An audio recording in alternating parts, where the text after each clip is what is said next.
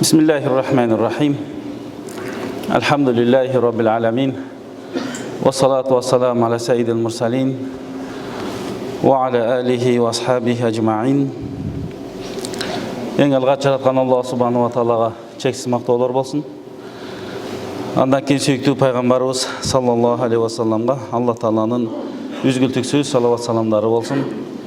Allah'ın жалгыздыгына iman keltirip пайгамбарыбыз sallallahu aleyhi ve sellem'in sünneti менен жашаган sizlerge daha daima Allah Ta'ala'nın rahmatı, berekesi bola versin. Hurmatlı Müslüman bir tuğanlar, bugünkü cuma günüңүздөр куттуу болsun. Жараткан Allah subhanahu wa ta'ala mына ушундай берекелүү күндү аткарган баардык ибадатыбызды кабыл кылсын. Allah subhanahu wa ta'ala Kur'an-ı Kerim'de aytat. Bu ayette Euzubillahü mineşşeytanirracim. Ya eyyuhellezine amenu tubu ilallahi tawbatan nasuha. Asa rabbukum en yukaffira ankum seyyiatikum ve yudkhilakum cennetin tecri min tahtiha'l enhar. Bu ayetin manisinde o imandılar sizler Allah Teala'ga çınığı tövbe kılgıla. Kim çınığı tövbe kılgan bolsa Allah Teala anın kataçılıkların, günölerin keçiret, jana tübölüktүү beyişke kirgizet deydi. Mına uşul ayatта айтылып аткандай, бұл аятта чыныгы тооба дейт да. Мына ушул бүгүнкү биздин жума баяныбыз тооба жөнүндө, күнөөлөрдөн сактануу жөнүндө болмокчу. Мына ушул жөн эле тооба эмес, же калп тооба эмес, Кур'анда таубатан насуха дейт, чыныгы тооба болуш керек дейт. Ыхлас менен, чын көңүл менен. Биздин алымдарыбыз мына ушул чыныгы тообаны кандай түшүнгөндөрүн мындай айтат да. Нуман ибн Башир рываят кылат экен, Умардан сурап калышты дейт. Ушул аяттагы таубатун насух, чыныгы тооба кылуу дегенди кандай түшүнөбүз дегенде, Умар ибн Хаттаб айтат: "Ан ятуба ар-раджулу минал амали сайyi, сумма ла яуду илейхи абадан" дейт. Мунун маанеси, bir adam жаман күнөө иштерди кылган болсо, ошону таштап, андан кийин ошол ишке кайра кайтпасын дейт. Ошондо чыныгы тооба болот дейт. Ал эми Мухаммад ибн Кааб айтат, бул жердеги тообатын насух деген 4 нерсени талап кылат дейт. Биринчиси истигфару бил лисан. Тил менен истигфар кылыш керек экен. Астагфируллахал азим, же болбосо Аллах Таала ошо кылган күнөөлөрүмдү кечир деп. Вал иклау бил абдан. Экинчиси, ошол адам өзүнүн денесиндеги мүчөлөр менен ошол күнөөлөрдү такыр аткарбай койсун дейт. Үчүнчүсү, ичиден жан дүйнөсүнөн сөз берсин дейт. Экинчи, мына ушундай күнөөгө кайтпаймын деп. Төртүнчү, мухажарату саййил хиллан. Бакы күнөө иш кылганга себепчи болуп аткан жаман достордон арылсын дейт. Ошолордон алыстамайынча бул тообасы туура болбой калат. Барган сайын эле арак иче берсе, барган сайын эле күнөө ишке түртө берсе, айлана чөйрөсү ошондой болсо, демек мына ошол нерседен бул арылсын дейт. Абу Бакр Даккак айтат, бул жердеги таубатын насух деген биринчи башталыш керек раддыл мазалим дейт. Кимге зулумдук кылган болсоң, кимдин акысына кирген болсоң, акча акысыбы, башка акысыбы, ошолорду ээлерине кайтаруу менен башталыш керек дейт. Гыйбат кылсаң кечирим суроо менен, акчасын тартып алсаң кайра берүү менен, карызын бербей курутуп жүргөн болсоң кой берейин деп кайтарып берүү менен. Андан кийин истихлалул хусум дейт. Ким менен араздашып, талашып, урушуп кеткен болсоң, ошолор менен кечиришип алуу дейт. Андан кийин идманут таат, үчүнчүсү бул айтат, дайыма бакы немеге ибадатка бекем болуу дейт. Ибадатка бекем болуу, же болбосо ибадаткөй болуу деген сөз. Алым Авля Шакикл Балахи өзүнүн сөзүндө айтат, бул таубатын насух дегендин мааниси ан юксира сахибуха ли нафсихи маламатан. Ошол адам, тооба кылган адам өзүнү көбүрөөк жемелесин дейт. Эмне үчүн күнөө ишти аткардың, эмне үчүн туура эмес сөз айттың, эмнеге ибадат кылбадың, эмнеге өзүнү жемелесин дейт. Вала янфакку минан надамати. Андан кейін өкінгенін тоқтатпасын дейді. Қылған күнәләріне өкінсін дейді. Мына ошол екі нәрсені атқарса, мына ошолардың тие тұрған кесепетінен өзі сақтанады дейді. Ал эми Имамул Джунейд айтат, чыныгы тоба деген бұл негизи эле күнөө нерсени унутуп салуу дейт экен. Күнөө иш кылып жүрдү, Кудайым хидаят берди, тобасына келди, тобаны кылды, ошо тобаны кылгандан кийин өткөн күнөөлөрдү такыр эле эстебей унутуп салсын дейт. Анткени адамдын чыныгы тобасы ыхлас менен чын болгон болсо, ал Алланы жакшы көрүп баштайт. Ал эми Алланы жакшы көргөн, сүйгөн адам башка нерсенин баарын унутуп салат дейт. Мына ошондо тобасы чыныгы болот дейт. Ал эми Хасан ал-Басри болсо айтат, чын жүрөк менен, чын жүрөктөн тоба кылыш керек дейт. Андан кийин тили менен дагы чын жүрөктөн, тили менен истигфар айтыш керек. Анан ошол күнөө иштерди колу, буту, көзү, тили менен такыр-такыр аткарбасын дейт. Андан кийин өзүнө сөз берсин, ушундай катуу ниет кылсын, экинчи мына ушул күнөөгө кайтпаймын деп. Демек, мына ушул алымдардын сөздөрүнөн биз жыйынтык чыгарсак болот. Алла Таала менен пенденин ортосундагы тобанын 3 шарты бар экен. Биринчиси ошол күнөөнү таптакыр таштоо. Экинчиси ошо кылган күнөөлөргө өкүнүү. Үчүнчүсү кайрадан ошол күнөө ишти аткарбаймын деп сөз берүү экен да, катуу ниет кылуу. Ал эми адам менен адамдын ортосунда болгондо 4 шарты бар. Азыркы айткан 3 шарт менен 4-түнчүсү иржаул хукук ила асхабиха деп, жана биз айтып өткөндөй, кимдин акысына кирген болсоң, ошолордон кечиришип алыш керек. Акча болсо кайтарып бериш керек, тилдеген болсо, гыйбат ушактаган болсо, жала жапкан болсо, дагы башка болгон болсо, эмне ошон барып билбей айтып алыппын деп кечирим сурап, акысына адалдап алыш керек. Ошондон пайгамбарыбыз айтат, бүгүн акыңарды адалдап алгыла дейт. Эртең алтын күмүш иштебейт. Кыяматта эсеп китепте алтын күмүш иштебейт. Мына ошондуктан бүгүн бакы адалдашып алгыла акыңарды, эртең бир немке болсо, анда сообуздан берип калат экенбиз. Ал эми кыяматта ар бир адам өзүнүн сообуна өтө муктаж болот. Алла Таала Куранда айтат: «Иннама таубату алаллазина я'малуна су'a bijahalatin summa yatubuna min qaribin fa ulaika yatubullahu alayhi wa kana Allahu aliman hakima». Чындыгында тобаны билбей күнөө иш кылып алгандар, бул аяттын мааниси. Билбестен, унутуп, катадан бир күнөө иш кылып алгандар тоба кылса болот дейт. Мына ошолордун тобаларыны Алла Таала кабыл кылат. Алла Таала билүүчү улуу зат дейт. Ырайымдуу, мээримдүү. Ошол аяттын улай эле Алла Таала айтат: «Валейсатит таубату лиллазина я'малуна сайят». Ал эми кээ бир адамдар тоба кыла албай калат. Алар күнөө иштерди аткарып, өлүм төшөгүндө жаны тамагына келип калган учурда алар тоба кыла албайт дейт. Иза хадара ахадухумул маут, бирөөгө өлүм келген болсо, кала инни туптул ан, мен азыр эми мына тоба кылдым десе, анын тобасы кабыл болбойт дейт. Валаллазина ямутуна ва хум куффар, жана кафир болуп Аллага ишенбей өткөндөрдүн дагы тобалары кабыл болбойт. Улайка аттана лахум азабан алима, аларга катуу азаптарды биз даярдап койдук дейт. Демек, тоба эки учурда кабыл болбойт. Азыркы айтылган пайгамбарыбыздын айткан хадиси бар.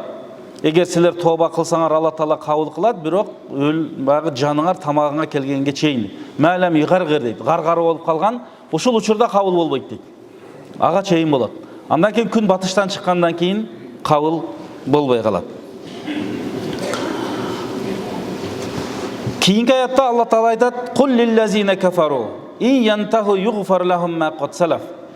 Пайғамбарымыз айтып атат, сен айтқын кафырларға дейді. Құдайға ишенбегендерге айтқын, егер Құдайға ишенбегендерін таштап, Аллаға ишеніп, тура жашауды баштаса, өткен күнәлерін Алла Таала кешіреді дейді. Башқа бір аятта Алла Таала айтады: "Ва ямал суан ау язлим нафсаху". Кім күнә қата іштерді атқарса, керек болса өзінің нафсына дағы зұлымдық қылса, сумма ястагфириллаха яжидиллаха гафурар рахима, кейін Алла Таалаға хидаят беріп тоба қылған болса, анын тобасын Алла Таала қабыл қылады. Алла Таала бағы ырайымды, мейірімді, кешірімді улуу зат дейді. Ошондон пайғамбар өз хадисінде айтады: "О адамдар, тоба қылғыла, мен күнүнө 100 жолу тоба қылам" дейді. Пайғамбарымыз айтады. Анан Абдулла ибн Умар айтады: "Біз пайғамбарымыздың жанында отырып, пайғамбарымыздың тоба қылғанын кейде есептеп 100-ге жеткірет елек" дейді. Кейде 70, кейде 100, кейде 100-ден ашықта тоба қылып, дуаларды қылы берет еле дейді. Ошол тобасында пайғамбарымыз мындай деп айтады дейді: "Робби гфирли", Аллахым менің күнәмді кешіргін, "Ватуб алайя", тобамды қабыл қылғын, "Иннака анта тауабур рахим", Аллахым сен тобаларды қабыл қылуучу, ырайымды, улуу затсың деп пайғамбарымыз ушул дуаны айтчу экен. "Робби гфирли ватуб алайя, иннака анта ат-тауабур рахим" деп көп айтат эле дейт. Ал эми Жабир радиаллаху анху риwayat кылган хадисте Жабир радиаллаху анху айтат: "Хатабана Расулулла" дейт. Күндөрдүн бир күндө пайгамбарыбыз бизге хутба кылды.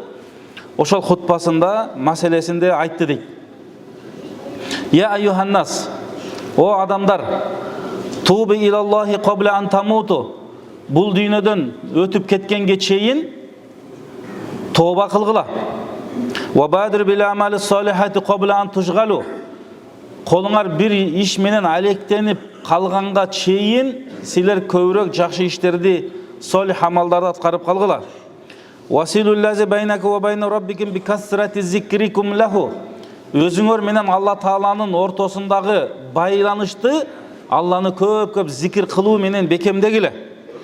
Жана ошондой эле көп кайрымдуулук, садака, зекеттерди берип бекемдегиле.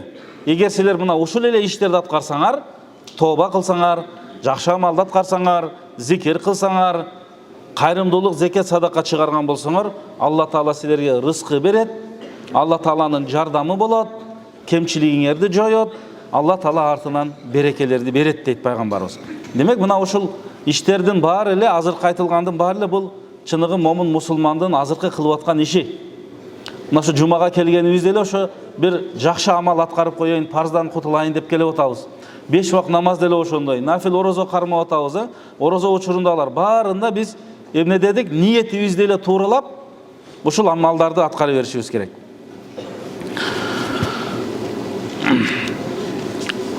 Аллаху субхана ва таала бул хадисте, пайгамбардын хадисинде айтат: "Силер тоба кылгыла, мен тобаңарды кабыл кылайын" дейт. Багы түндүн акыркы бөлүгүндө туруп алып, мисалы тахажжуд окуп тоба кылган болсок, намаз окуп тоба кылган болсок, мына ушулардын бардыгын пайгамбарыбыздын ушул хадисинде келет. Алла Таала айтат дейт.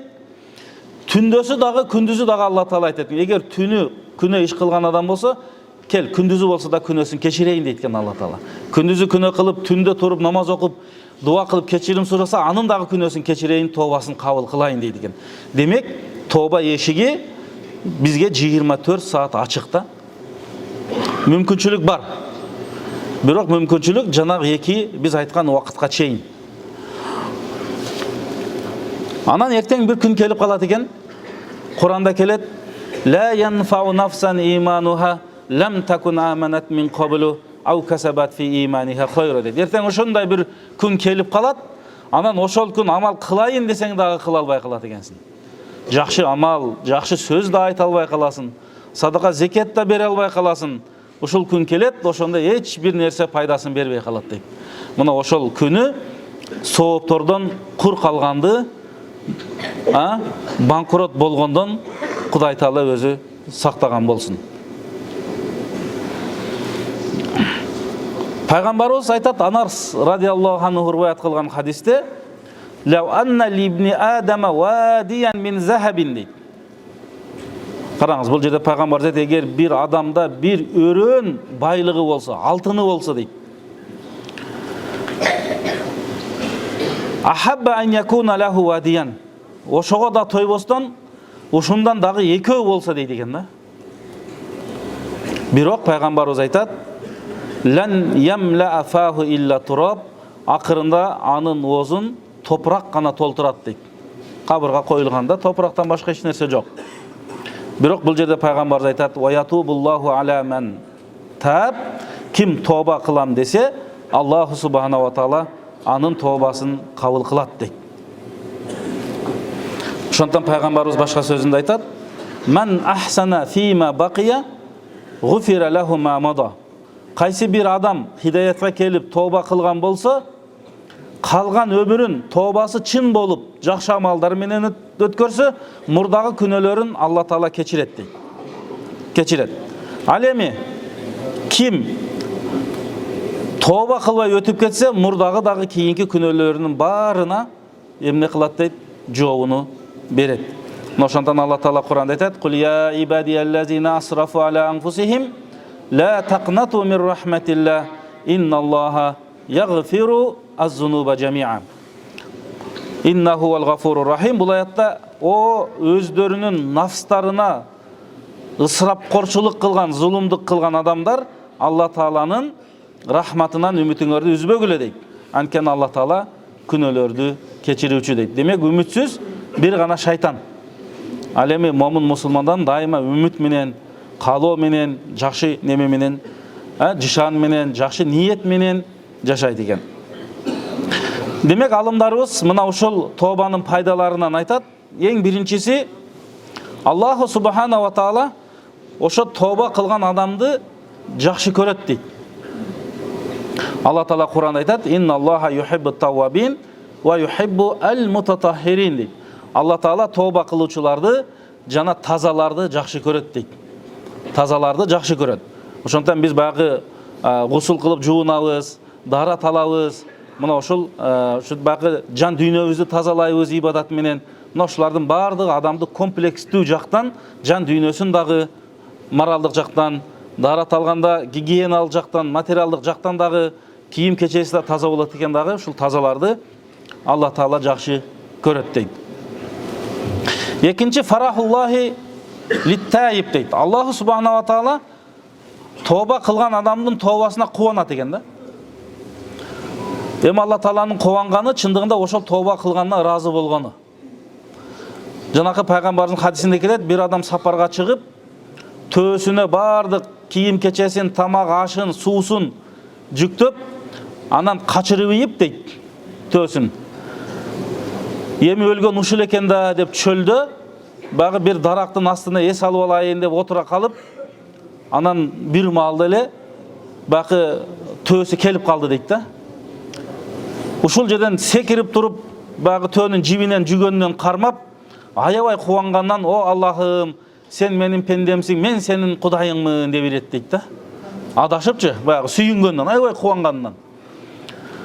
Пайгамбарыбыз айтат: бир адам тоба кылган болсо, ушул аябай кубанган адамдан дагы каттуу Алла таала кубанат дейт да. Себеби Алла таала ага тауфик берди тоба кылганга, ошол кылганына ыраазы болот дейт. Ал эми тобасы туура болгон болсо, чындыгында багы хадистерде келгендей, ал адамдын бара турган жери бейиш болот экен. Андан кийин адамдын мурдагы кылган катачылыктарын Алла таала жакшылыкка, соопко айлантат экен. Эгер тоба чын болсо. Бул жерде тоба чын болуш керек экен. Алла таала Кур'анда айтат: "Илля ман таба ва амана ва амила солихан фа улайка юбаддилуллаху сайyiатихим хасанат ва каналлаху гафурур рахим" дейт. Бул жерде ким тоба кылса, Аллага ыйман келтирсе, жакшы амалдарды аткарса, анын мурдагы каталарын Алла таала жакшылыкка, соопко айлантат.